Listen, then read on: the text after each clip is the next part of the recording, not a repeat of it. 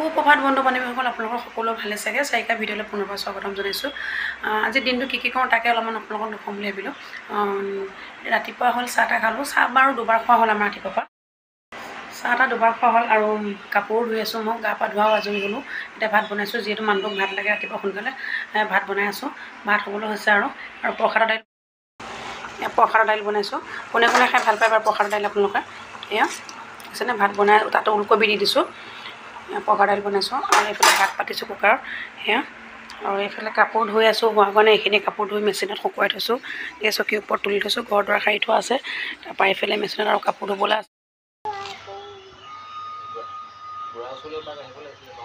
দেখিছেনে কাপোৰ কিমান ধুই থৈছোঁ? এইখিনি কাপোৰ মেলি থোৱা আছে, ধুই থোৱা কাপোৰ। এয়া মেলি থোৱা জেগা নাই, দেখিছেনে? ইমানখিনি বহি আছে ৰ'দ লৈ। খাব লৈছোঁ। মানুহজনে ভাত খাইছে, মই আৰু এইটো ৰুমতে খাইছোঁ। কাৰণ গৰমটো চাফা কৰি আছোঁ। এয়া দেখিছেনে পানী কাপোৰ, এইফালে কাপোৰ লৈছোঁ, মুচি আছোঁ আৰু ভাতকেইটা খাই লওঁ, ভোক লাগিছে যিহেতু। তাৰপৰা শুই আছোঁ।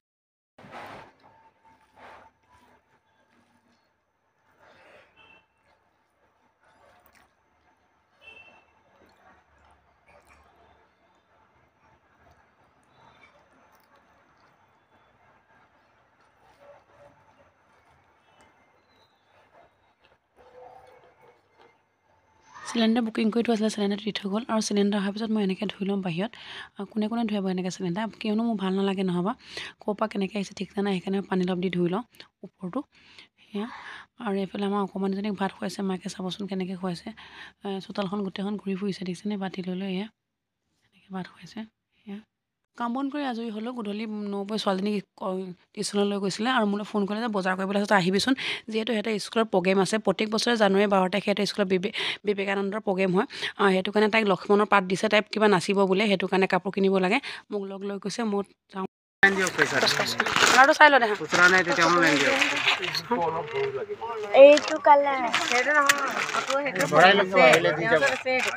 এইটো কালাৰে হয়।